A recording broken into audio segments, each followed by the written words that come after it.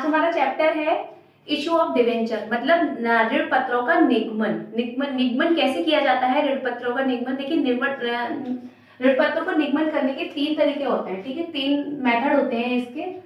एक होता है टू पब्लिक, मतलब पब्लिक के द्वारा, ठीक है, ठीक है। एक होता है वेंडर, मतलब जो भी इन्वेस्टर होता है उसके द्वारा, ठीक है।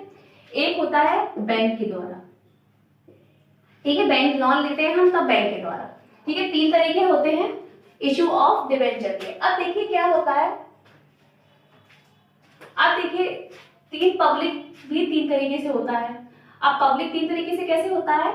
एट पार, जिसे बोलते हैं हम सममूल्य पर, ठीक है। एक होता है एट प्रीमियम, जिसे बोलते हैं हम प्रीमियम पर, ठीक है। एक होता है एट डिस्काउंट, मतलब छूट पर,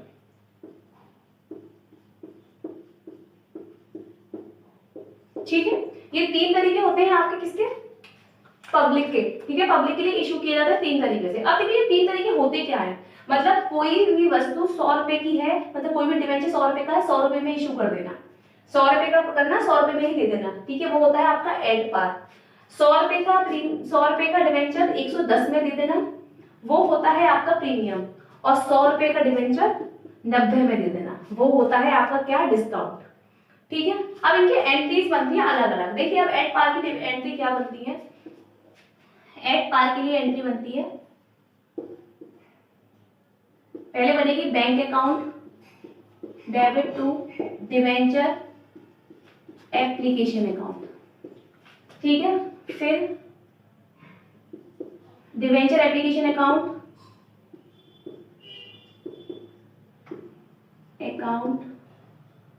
डेबिट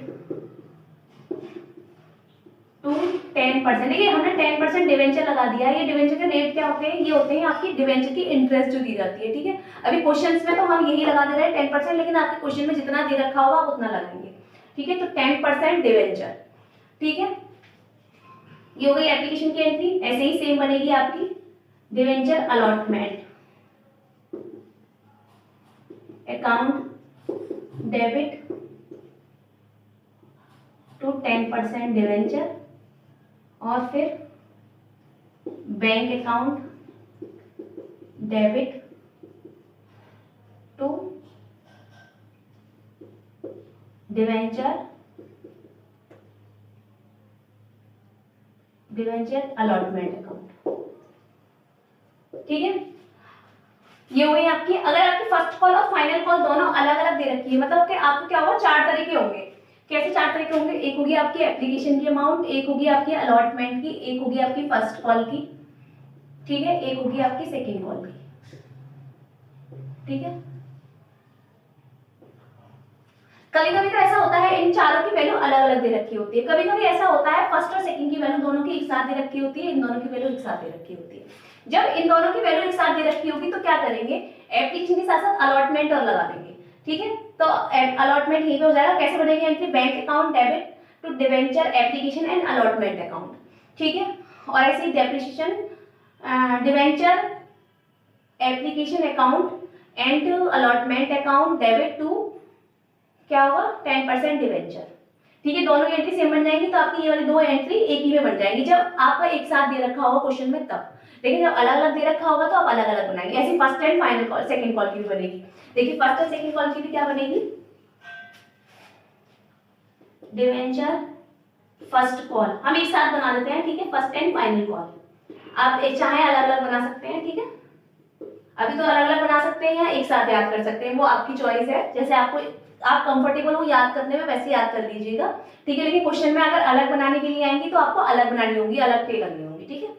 तो debenture first and final call account debit to debenture account, ठीक है। बैंक अकाउंट डेबिट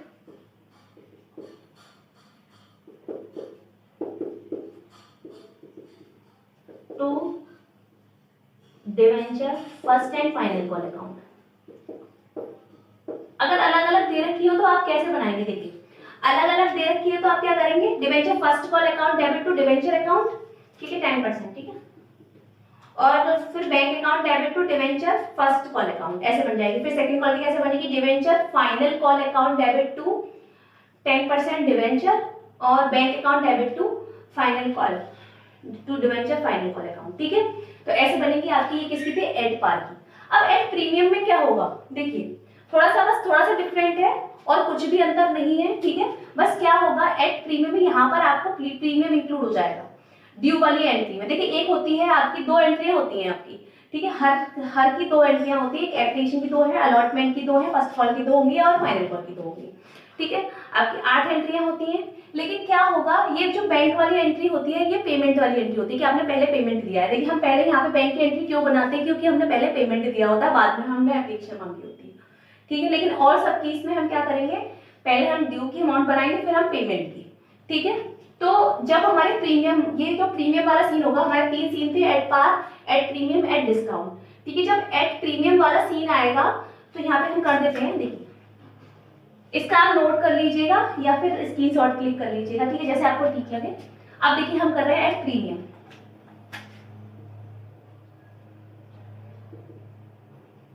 अब देखिए एट प्रीमियम दे रखा होगा तो क्या करेंगे, जो ड्यू वाली एंट्री होगी अलॉटमेंट की, देखिए प्रीमियम और डिस्काउंट जब क्वेश्चन में दे रखा हो, जब हमारा प्रीमियम का आएगा, हमने बताया 3 चीज होती है हमारी, एट पार हो गया हमारा, एट प्रीमियम होगा। देखिए जब प्रीमियम और डिस्काउंट की बात आएगी तो जब हमारे क्वेश्चन में दे रखा होगा कि हमारा, देखिए एप्लीकेशन का मतलब होता है आवेदन, ठीक है, अलॉटमेंट का मतलब होता है आवंटन, प्रथम कॉल का, इसका फर्स्ट कॉल का मतलब होता है प्रथम याचना और सेकंड कॉल का मतलब होता है आपका क्या, द्वितीय याचना, ठीक है। अगर कभी कभी ऐसा होता है कि सेकंड की जगह फाइनल भी दिख रहा होता है, ठीक है, तो फाइनल मतलब अंतिम याचना, ठीक है। तो जैसे अभी क्वेश्चन में बोला गया कि प्रीमियम दिया गया आवेदन पर, तो आप आवेदन की ड्यू वाली एंट्री में यहाँ पे बना देंगे प्रीमियम की एंट्री क्रेडिट में, प्रीमियम की एंट्री हमेशा क्रेडिट में बनेगी, ठीक है।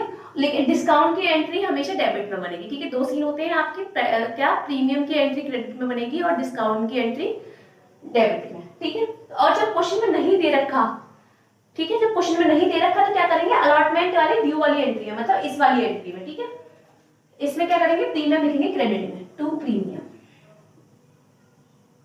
सिक्योरिटी प्रीमियम, ठीक है।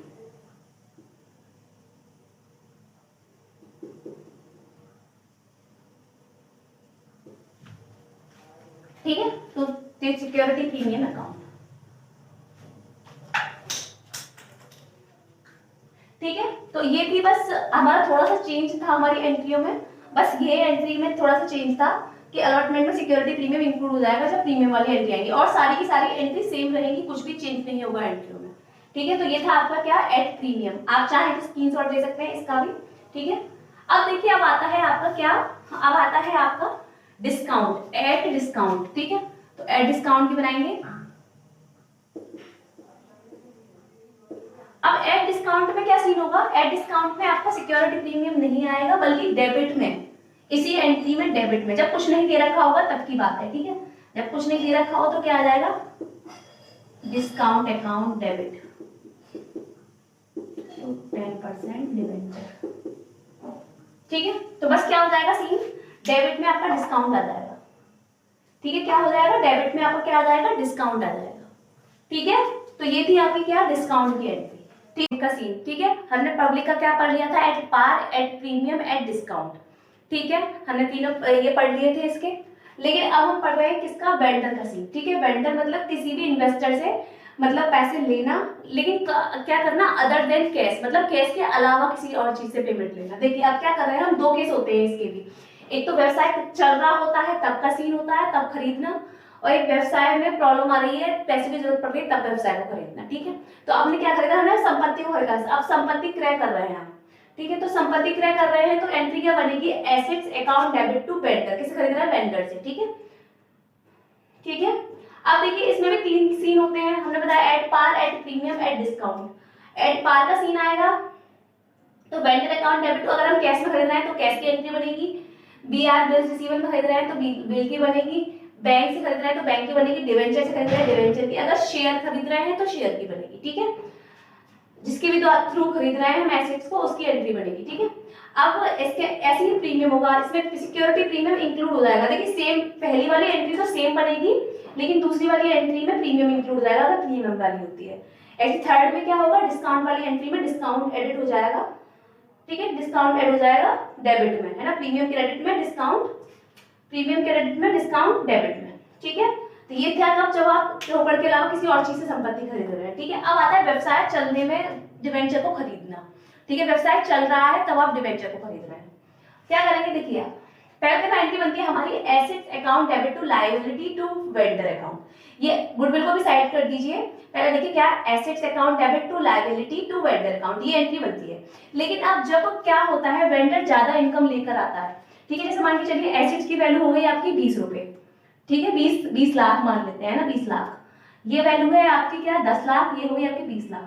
अब अभी क्या हो रही है, ये वाली वैल्यू कम आ रही है इस वाली वैल्यू से, ठीक है, मतलब लायबिलिटी ज्यादा हो रही है और वेंडर लेकर अमाउंट ज्यादा आ रहा है, ठीक है। तो हमें इसको बैलेंस करने के लिए क्या करना होता है, डेबिट में गुडविल को लिखना होता है, ठीक है। अगर अब आपके मन में क्वेश्चन चल रहा होगा कि अगर डेबिट में करने के लिए गुडविल लिखना होता है तो क्रेडिट में क्या करना होता है, ठीक है। तो डेबिट में इक्वल करने के लिए क्या लिखना होता है, गुडविल को, और क्रेडिट में इक्वल करने के लिए लिखना होता है हमें कैपिटल रिजर्व को। अब देखिए यहाँ पे मान के चलिए यहाँ पे 40 है, यहाँ पे 20 है, यहाँ पे 10 है। अब इसको बैलेंस करने के लिए क्या करना पड़ता है, थर्ड क्या करते हैं, क्रेडिट में डालते हैं, तो क्या करते हैं, कैपिटल रिजर्व, ठीक है। तो इसमें क्या आएगा, कैपिटल रिजर्व, ठीक है। तो ये दोनों सेम एंट्री होंगी, लेकिन अब इसके बाद वाली ये तो एंट्री सब में बनेगी, एट पार में भी, एट प्रीमियम में भी और एट डिस्काउंट में भी। लेकिन अब एट पार का सीन आता तो एक एंट्री चेंज हो जाती है, vendor account debit to 10% debenture, ठीक है। अब प्रीमियम आएगा तो उसमें प्रीमियम इंक्लूड कर देंगे, vendor account debit to 10% debenture to security premium, ठीक है। और ऐसे डिस्काउंट का सीन आएगा तो vendor account debit to discount account debit to 10% debenture, ठीक है। ये सीन था आपका किसका, वेंडर का, ठीक, पढ़ा दिया। पब्लिक का, पब्लिक से लेते हैं हम डिवेंचर, ठीक है, पब्लिक से पैसे ले रहे हैं तो पब्लिक के हिसाब से पढ़ा दिया, वेंडर के हिसाब से पढ़ा दिया, किसी व्यक्ति से ले रहे हैं पर्टिकुलर, ठीक है। अब क्या हम बैंक से ले रहे हैं, अब बैंक से ले रहे हैं तो क्या होगा, बैंक के लिए दो एंट्रीज बनेगी आपकी, एक बैंक लोन के लिए bank account debit to bank loan account, ठीक है।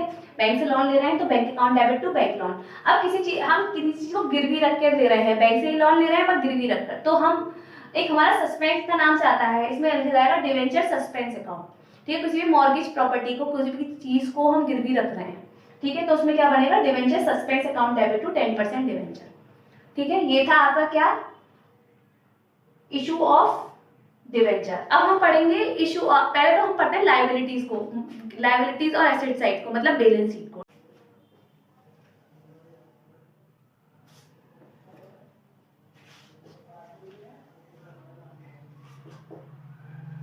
अब देखिए हम बना रहे हैं क्या, बैलेंस शीट। बैलेंस शीट में पहले आएगा आपका क्या, पर्टिकुलर, ठीक है, यहां लिख रहे हैं हम अमाउंट, ठीक है। अब आ रहा है liability and equity side, equity and liability side, equity and liability side, ठीक है। इसमें पहले आता है आपका शेयर कैपिटल, ठीक है, शेयर कैपिटल की जो भी वैल्यू होगी वो लिखेंगे। फिर आता है आपका लॉन्ग टर्म बोरोइंग, ठीक है।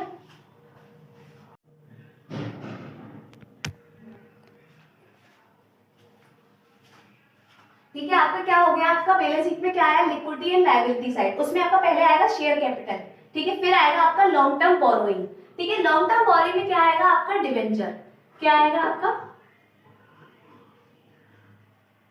लॉन्ग टर्म बोरोइंग में क्या आएगा आपका, डिवेंचर, ठीक है। फिर आएगा आपका बैंक लोन, मतलब बैंक लोन की अमाउंट भी आपकी यहाँ लिखी जाएगी और डिवेंचर की अमाउंट भी। अगर इसमें प्रीमियम देता है तो प्रीमियम को ऐड कर देंगे, और अगर नहीं देता तो नहीं लिखेंगे, ठीक है। तो ये होगी आपकी क्या, लायबिलिटी का साइड। लेकिन फिर क्या आता है आपका, एक आता है आपका एसेट्स का साइड, ठीक है। तो एसेट्स में क्या आएगा, कैश, मोस्टली कैश आता है या कैश एट बैंक आता है, ठीक है। तो इसकी अमाउंट यहाँ लिखेंगे, ठीक है, दोनों का टोटल फिर आ जाएगा आपका बराबर, ठीक है। तो ये थी आपकी बैलेंस शीट, जो बस इस आपके ऋण पत्र में यही बैलेंस शीट आती है, इससे ज्यादा कोई भी बैलेंस शीट नहीं आती, ठीक है। जब में क्या आ रहा है, जब हम क्या कर रहे हैं, शोधन को जब हम क्या कंसीडर कर रहे हैं शोधन के लिए, रिडीम के लिए, मतलब हम डिवेंचर को रिडीम कर रहे हैं, ठीक है। उसके केस होते हैं 6, ठीक है। पहला केस क्या होता है, देखिए पहला केस होता है इशू एट पार, मतलब आप जो निगमन कर रहे हैं वो किस पर कर रहे हैं, पार पर, मतलब 100 रुपए की वैल्यू पर 100 रुपए पर निगमन कर रहे हैं, ठीक है। और रिडीम भी उस पर कर रहे हैं, शोधन भी कर रहे हैं उसका 100 रुपए का, ठीक है। क्या कर रहे हैं, शोधन भी कर रहे हैं आप 100 रुपए का, ठीक है। शोधन निगमन भी 100 रुपए पे और शोधन भी 100 रुपए पे, ठीक है। तो एंट्री क्या बनेगी, एंट्री बनेगी आपकी bank account debit to debenture application and allotment account, ठीक है। Debenture application and allotment account debit to debenture account, ठीक है। तो ये बनेगी आपकी किसकी, सब 100 से 100 पर ही हो रहा है, ठीक है। इशू भी 100 पर और रिडीम भी 100 पर हो रहा है, ठीक है। अब दूसरा केस आता है जब हम इशू कर रहे हैं प्रीमियम पर और रिडीम कर रहे हैं हम किस पर, मतलब हमने इशू तो कर दिया 110 पर और हम रिडीम कर रहे हैं 100 रुपए पर, मतलब एट पार पर, ठीक है। तो क्या बनेगी, हमारे पास एक सिक्योरिटी प्रीमियम की एंट्री एक्स्ट्रा बन जाएगी, ठीक है, वो क्रेडिट में आ जाएगा सिक्योरिटी प्रीमियम। तो क्या बनेगी, bank account debit to debenture application and allotment account, debenture application account debit to debenture account to security premium account. अब देखिए एक चीज देखिए कि इसमें डिवेंचर एप्लीकेशन अलॉटमेंट संग संग आ रहा है, तो ध्यान रखिए जब रिडीम का सीन आएगा तो एप्लीकेशन अलॉटमेंट साथ साथ आएंगे, ठीक है। अब थर्ड एंट्री आपकी इशूड एट डिस्काउंट से रिडीम एट पार, मतलब 90 रुपए की वैल्यू को 100 रुपए में शोधन करना, 100 रुपए में देना, ठीक।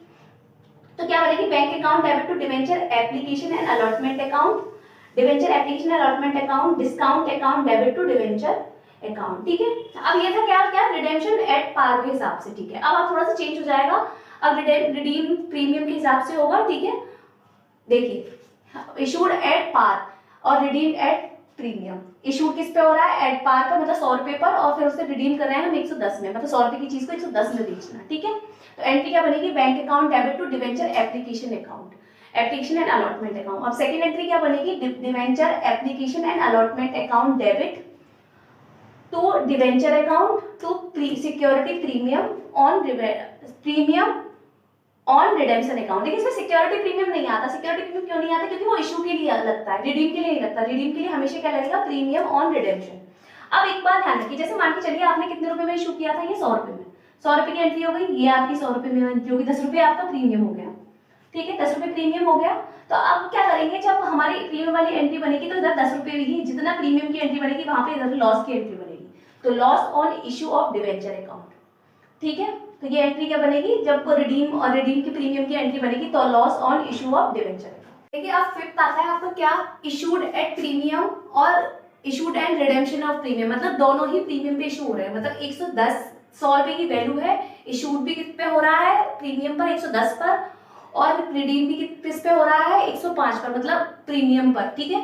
तो अब क्या होगा कि इसमें जो एंट्री बनेगी वो तो इशूड वाली बनेगी, ठीक है, इसकी इशूड की बन जाएगी, ठीक है। लेकिन इसमें क्या सीन होगा, देखिए debenture bank account debit to debenture application allotment account, पहली एंट्री तो ये बन गई, दूसरी एंट्री क्या बनेगी, डिवेंचर एप्लीकेशन अलॉटमेंट, जो अमाउंट यहाँ पर आएगी पहले वो यहाँ लिख देंगे, ठीक है, 110 वाली, मतलब ठीक है, 110 की वैल्यू यहाँ, ठीक है। अब डिवेंचर कितने रुपए का है, पूरा एग्जैक्ट 100 रुपए का, 100 रुपए का हो गया डिवेंचर। सिक्योरिटी प्रीमियम कितना था, यहाँ पे 10 रुपए एक्स्ट्रा थे, तो 10 रुपए सिक्योरिटी प्रीमियम, और ये कितने थे, 5, तो कितने हो गए आपके, 5 रुपए कम है, तो लॉस में कितनी आ जाएगी आपकी प्रीमियम ऑन रिडेम्पशन। अब आप सोच रहे होंगे कि दो जगह प्रीमियम लिख रहा है, कि हम एक साथ नहीं लिख सकते, बिल्कुल नहीं लिख सकते, क्योंकि ये सिक्योरिटी प्रीमियम जो होते हैं वो इशू वाले होते हैं, और प्रीमियम ऑफ रिडेम्पशन जो होते हैं वो रिडीम वाले होते हैं, ठीक है। तो हमें दोनों को अलग ही अलग लिखना होगा, एक साथ हम नहीं लिख सकते, ठीक है। तो एंट्री क्या बनेगी, debenture application allotment account debit, loss on issue of debenture account debit to debenture account to security premium account और to premium on redemption account, ठीक है। और 6 वाला केस क्या होगा, जब इशूड आप डिस्काउंट पे कर रहे हैं और रिडीम आप प्रीमियम पे कर रहे हैं, ठीक है। तो क्या होगा, जब देखिए इशूड 90 रुपीज में हो रहा है, 100 रुपए की वैल्यू पर 90 इशू 90 में हो रहा है, और प्रीमियम किस पे हो रहा है, 110 पर। तो एंट्री क्या बनेगी, bank account debit to redemption to debenture application allotment account, क्या हो रही है, 90 की 90, इशू वाली बनती है, पहली एंट्री हमेशा इशू वाली बनेगी आपकी, ठीक है।